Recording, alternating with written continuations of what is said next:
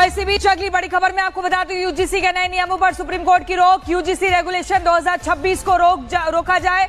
Supreme court ने कहा 2012 के रेगुलेशन जारी रहेंगे। सर्वोच्च अदालत ने कहा है 19 मार्च को मामले की अब अगली सुनवाई होगी।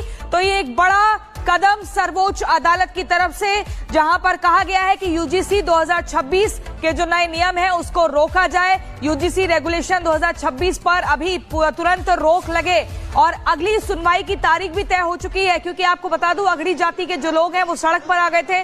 सवर्णों का ये कहना था कि यूजीसी के नए नियम उनके खिलाफ है। ऐसे में जो स्टूडेंट्स अगड़ी जाति से आते हैं, जनरल कैटेगरी से आते हैं, उनके खिलाफ ये एक बड़ा षड्यंत्र है।